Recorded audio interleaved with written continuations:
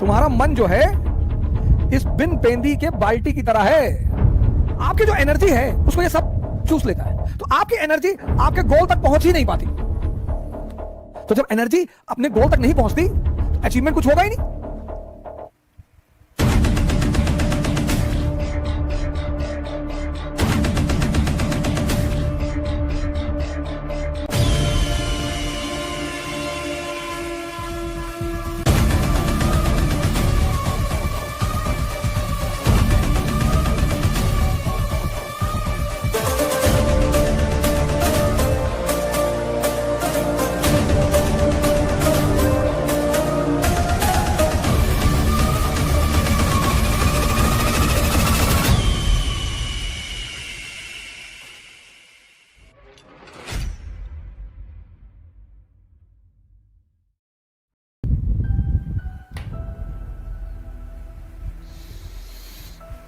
हसन बसरी के पास बगदाद का खलीफा पहुंचा।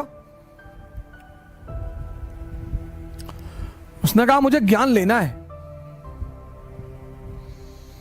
यार, मेरे पास सब कुछ है दुनिया का, मैं तब भी रोता रहता हूं और तुम्हारे पास कुछ भी नहीं है, तुम नाचते रहते हो, मुझे यह कला सीखनी है।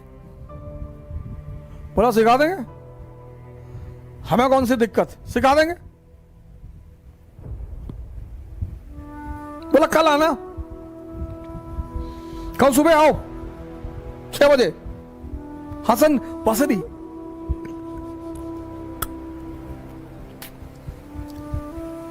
खलीफा आया दूसरे दिन सुबह। तो बसरी ने कहा देखो एक शर्त है, पहली शर्त कि जो भी मैं तुमसे कहूंगा वो तुम करोगे, क्रॉस क्वेश्चन नहीं करोगे, और अगर तुम समझ गए तो तुम मेरी वाली अवस्था में आ जाओगे। और उसने कहा ठीक है बताओ क्या करना है। तो खलीफा को ले गया एक कुएं पे, वहां एक बाल्टी रखी थी, बाल्टी का नीचे जो था बेस वो था ही नहीं।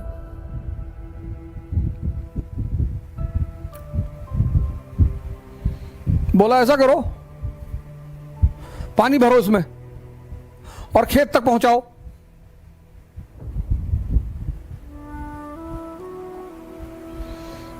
बसरी ने खलीफा से कहा कि ये जो बाल्टी है इसमें पानी भरो और खेत तक पहुंचाओ, नहर में डालो और खेत तक पानी पहुंचे।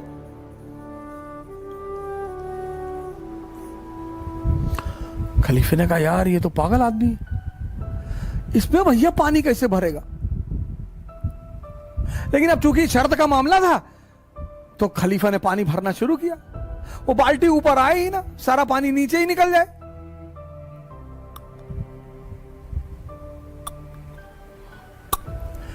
तो आधे घंटे बाद खलीफा का धैर्य टूट गया। उसने कहा भैया माफ करो भैया, हमसे ना ये सब, ये बाल्टी भरेगी नहीं, पागलपन वाली बात कर रहे हो। बोले बेटा यही तो कह रहा हूं, तुम्हारा मन जो है इस बिन पेंदी के बाल्टी की तरह है। किसी एक स्त्री पर यह नहीं रुकता, किसी एक पुरुष पर यह नहीं रुकता।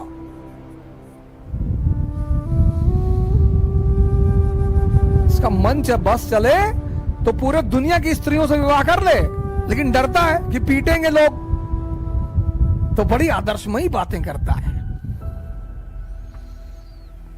यार दूसरे की स्त्री को नहीं देखना चाहिए और खुद आंख फाड़ के देख रहे हैं।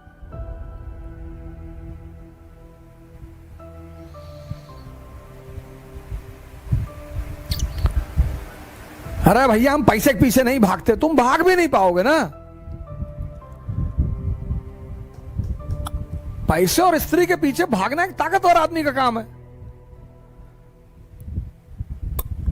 तुम अपने पीछे तो भाग ही नहीं पाते, उसके पीछे कैसे भागोगे। तो आपकी जो एनर्जी है उसको ये सब चूस लेता है, तो आपकी एनर्जी आपके गोल तक पहुंच ही नहीं पाती। आपको पता ही नहीं चलता कि आप पर डे, आप देखो रात में, शाम को, आज हमारे जो मित्र हैं, भाई बहन हैं, वो क्यों इतना नशा कर रहे हैं, रात में नींद नहीं आती, क्योंकि ये जो है ये सारी एनर्जी को चूस लेता है।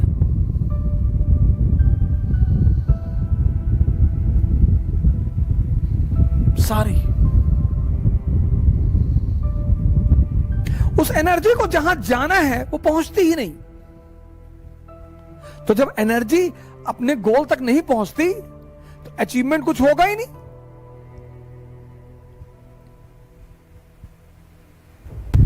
अब इस अंधेरे से तुम्हें कौन निकालेगा? गुरु।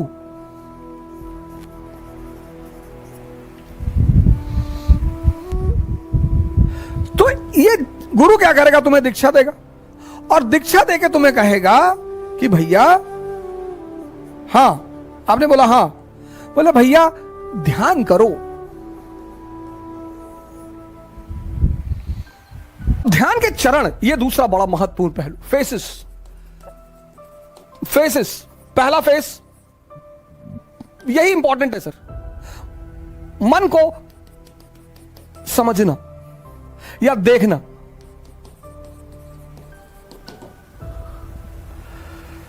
यह पहला बड़ा इंपॉर्टेंट फेस है कि आप देख लें। आपने अलार्म लगाया सुबह 4 बजे का, और शाम को आप एकदम ताव में हैं कि बस कल 4 बजे कुछ भी हो जाए, खत्म सारी नाटकबाजी। और रात में आप एकदम ताव में हैं कि कुछ नहीं, कल चाहे जान देना पड़े लेकिन सुबह उठना है। अलार्म लगाया आपने, सुबह 4 बजे अलार्म बजा। अब आपके इस मन ने ये नहीं कहा कि नहीं उठना है ना, ये तो ये कहेगा ही नहीं। ये इसकी खूबसूरती है सर, ये नहीं कहता ही नहीं। ये आपसे पता क्या कहेगा कि 5 मिनट यार, 5 मिनट में कुछ बिगड़ता है? आपको भी लगता है कि हाँ यार 5 मिनट में क्या, 4 बज रहा, 4-5 पे उठ जाएंगे सर। आप इसकी चालाकियां समझो सर। और आपने आंख बंद कर ली, और जैसे ही आपने आंख बंद की, अगली बार जो आपकी नींद खुली तो 8:30 सुबह बज रहे थे। मजा तब आएगा सर, तभी आपको जलील करेगा कि देखो तुम उठ ही नहीं पा रहे हो, तुमसे कुछ। और पूरा दिन आपका भारी रहेगा, आपको पता नहीं चलेगा, क्योंकि ये जलील कर रहा है ना अंदर से। आप उखड़े हुए हैं, पूरे दिन पढ़ाई नहीं हो पा रही। अब अगर वहीं पर ही आपसे कहते कि चलो यार आज कोई बात नहीं, कल कर लेंगे, ना, जलील करेगा ये आपको। पूरा दिन आप डिस्टर्ब रहेंगे। ये बार बार कहता रहेगा 4 बजे उठ ही नहीं पाए, 4 बजे उठ लिए होते तो 5 घंटा पढ़ लिए होते। अरे तो भैया 8:30 बजे से 5 घंटे पढ़ लो, वो करने ही नहीं देगा वो। ये इसकी चालाकियां हैं। इसकी जो चालाकियां हैं सर, उनको देखना बहुत बड़ी बात है। मन को समझना बहुत, यही इसीलिए हिंदुस्तान में एक शब्द है दर्शन। फिलॉसफी के लिए जो हमने वर्ड बनाया है वो है दर्शन, देखकर। Learning by seeing. Western philosophy love for knowledge, उनकी डेफिनेशन अलग है। हमारी फिलॉसफी का जो वर्ड है दर्शन, लर्निंग बाय सीइंग। बुद्ध ने किसी यूनिवर्सिटी में नहीं सीखा स्पिरिचुअलिज्म, देखा। क्या देखा? एक ओल्ड मैन को देखा, एक डेड बॉडी को देखा, एक बीमार आदमी को देखा, और एक सन्यासी को देखा। वहां से क्यूरियोसिटी पैदा हुई। हमारी तो एजुकेशन पॉलिसी ने हमारी क्यूरियोसिटी को तो मार ही डाला। दर्शन। अगर आप मन की इन छोटी छोटी चालाकियों को पकड़ने लगे सर, छोटी छोटी,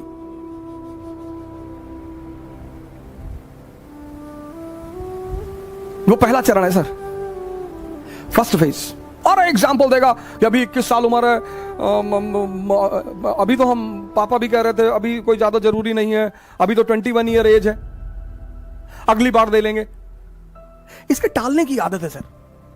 ये जो पहला फेस है इसका, वो बड़ा क्रूशियल है, क्योंकि उस माइन्यूट चीजों को पकड़ना, आप उनके प्रभाव में आ जाएंगे सर। वो 30 साल पुराना मन है, याद रखिएगा, और आप एकदम नए हैं। ये पहला फेस होता है सर। हर अच्छी चीज को कल पे टाल देगा, हर। आप ट्राई करके देख लो।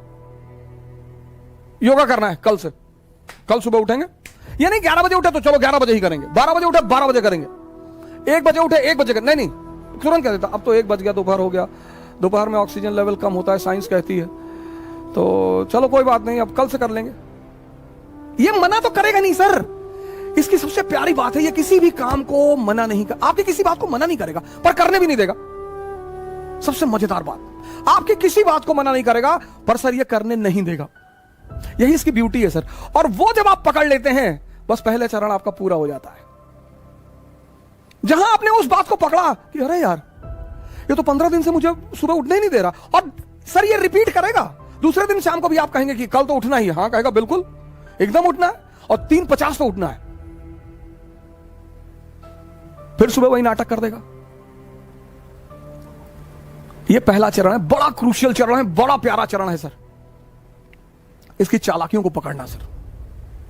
अब दूसरा चरण बड़ा इंपॉर्टेंट फेस है सर। ये इंपॉर्टेंट है, ये और इंपॉर्टेंट है सर। ये फेस तो बहुत लोगों को तो समझ में नहीं आता, खुद ही से जान ही नहीं पाते लड़ाई किससे हो रही है। उस फ्रस्ट्रेशन को वो दूसरे के ऊपर उतारते हैं। सर इस दुनिया में हर आदमी अचीवमेंट चाहता है सर, आइडेंटिटी चाहता है हर आदमी, लेकिन जब वो अपनी ऊर्जा को लगा नहीं पाता तो फ्रस्ट्रेशन आती है, डिप्रेशन आता है। मां बाप से झगड़ा कर लेगा, भाई बहन से झगड़ा कर लेगा, दोस्तों से झगड़ा कर लेगा, टीचरों, मतलब लग जाएगा कि आप